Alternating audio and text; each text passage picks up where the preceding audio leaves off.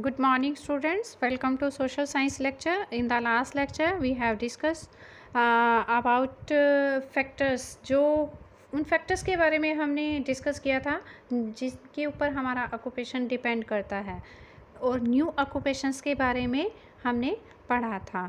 तो today we will discuss about dignity of labour.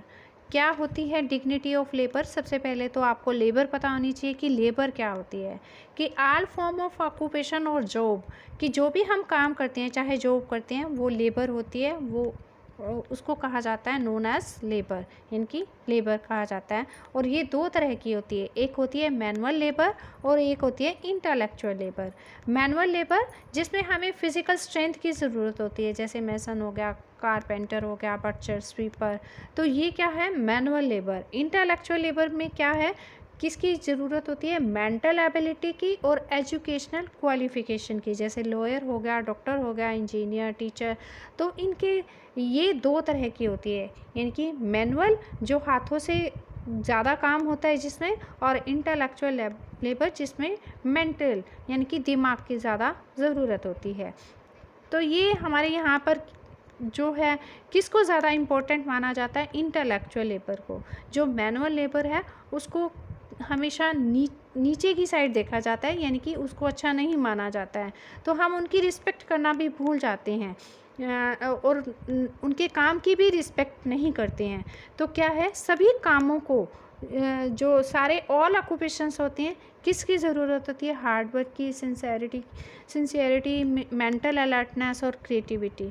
तो जैसे एक वॉचमैन होता है, वॉचमैन क्या करता है, गार्ड्स एक कॉलोनी केयरफुली, वो आपके कॉलोनी में एक गार्ड का काम करता है, यानी कि उसको उसकी देख रेख करता है। और एक एस्ट्रोनॉट क्या करते हैं, ट्रैवल करते हैं and work in the space craft, और स्पेस क्राफ्ट में काम करते हैं। बोथ आर परफॉर्मिंग इम्पोर्टेंट, दोनों ही हमारे लिए ज़रूरी हैं और दोनों ही यूज़फुल जॉब हैं।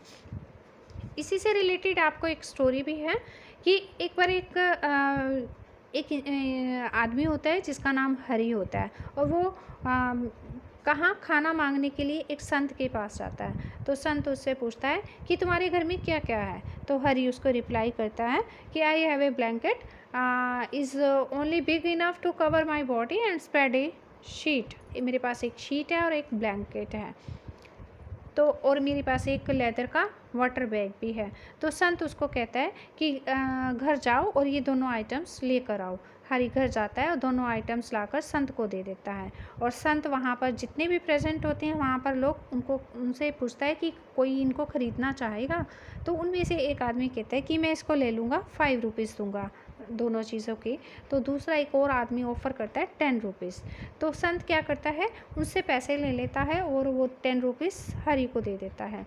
तो हरि को क्या कहता है, हरि को कहते हैं कि 5 रुपीज़ का आप खाना खा लेना और 5 रुपीज़ की आप एक एक्स ले लेना। एक्स क्या होती है, कुल्हाड़ी, जिससे हम लकड़ी काटते हैं, तो एक्स ले लेना। तो संत उस हरि को कहता है कि तुम इस एक्स से लकड़ी काटना, उसको बेचना और 1 वीक के बाद फिर मेरे पास आना। तो जब 1 वीक बीत जाता है तो हरि जो है 50 रुपीज़ जो है अर्न कर लेता है, यानी कि कमा लेता है। बहुत खुश था।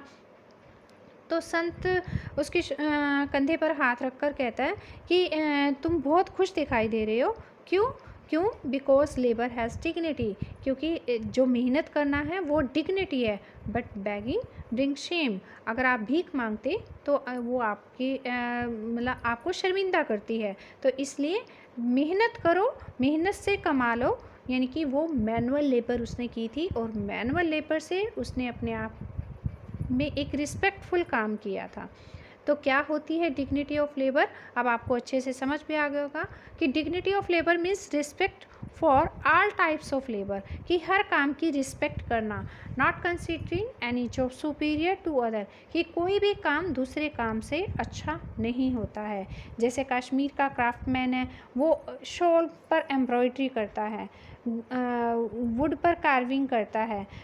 गुजरात में क्या है, वहाँ पर कच्ची मिरर का काम किया जाता है, यानी कि वहाँ पर भी मिरर वर्क किया जाता है। तो इन दोनों कामों में क्या था, हार्डवर्क, क्रिएटिविटी और क्वालिटी है। तो और वो क्या करती हैं, that earn respect for this craftsman, यानी कि हम जो है रिस्पेक्ट से जो भी काम करें, अर्न करें रिस्पेक्ट से काम करके, तो वो हमारी डिग्निटी मानी जाती है। कोई भी काम छोटा या बड़ा नहीं होता। हाँ, डिग्निटी को कैसे अचीव किया जा सकता है, ओनली विद हार्ड वर्क के साथ। तो गांधी जी हमेशा इस बात की प्रीच करते थे अपने साबरमती आश्रम में, कि लोगों को, वो आश्रम के लोगों को सिखाते थे कि कैसे अपने टॉयलेट्स को खुद क्लीन करना है, अपने आसपास को नीट एंड क्लीन रखना है। अपना आसपास जो स्वच्छ भारत अभियान है, ये उन्हीं का चलाया हुआ था। तो वो वहाँ पर अपने आसपास को भी खुद ही क्लीन करना है, हमें किसी पर डिपेंड नहीं रहना है। तो हर काम जो है रिस्पेक्टेबल होता है, डिग्निफाइड होता है और सोसाइटी के लिए इम्पोर्टेंट भी होता है। जो लोग मैनुअल लेबर करते हैं वो किसी तरीके से छोटे नहीं होते हैं। ए डिग्निफाइड वर्क बिकम अनडिग्निफाइड कब माना जाता है, only if it is done in A wrong way, जब हम इसको गलत तरीके से करते हैं या फिर बाय अनफेयर मीन, या उसका गलत मतलब निकालते हैं। बहुत सारी ऐसी फैमिलीज़ हैं जिनको डोमेस्टिक हेल्प की ज़रूरत होती है, घर के काम के लिए, बच्चों को संभालने के लिए। वो वर्किंग होते हैं तो वो अपने बच्चों को संभालने के लिए उनको डोमेस्टिक हेल्प की ज़रूरत होती है, तो वो उनके बच्चों की केयर भी करते हैं। तो इस तरीके से हमें क्या करना चाहिए, उनके साथ पोलाइट वे में बात करनी चाहिए, चाहे वो मेड हो, चाहे वो हमारा सर्वेंट हो, और उनके काम की रिस्पेक्ट भी करनी चाहिए। तो बहुत सारे ऐसे बच्चे हैं जो अपने पेरेंट्स के काम पर प्राउड फील नहीं करते हैं। जैसे एक टेलर का बेटा है, हमेशा यही विश करता है कि उसके पापा को डॉक्टर होना चाहिए, तो मैं प्राउड फील करता मेरे पापा टेलर हैं। लेकिन जहाँ पर टेलर की ज़रूरत होती है वहाँ पर डॉक्टर काम नहीं कर सकता। जो आपके कपड़े हैं वो टेलर ही सिलता है, वहाँ पर डॉक्टर आपको सिल कर नहीं देगा। तो it is important to know that it is hard work, devotion to duty and pride in quality work of the many people that make our life comfortable, जो हमारे लाइफ को कंफर्टेबल बनाते हैं। तो डू यू नो पे आ जाइए। Honest living is a respectable living, कि हम ईमानदारी से अगर अपना जीवन व्यतीत करते हैं तो वो सबसे बड़ी रिस्पेक्टेबल हमारे लिए लाइफ है और रिस्पेक्टेबल लिविंग है। ओके बेटा, थैंक्स।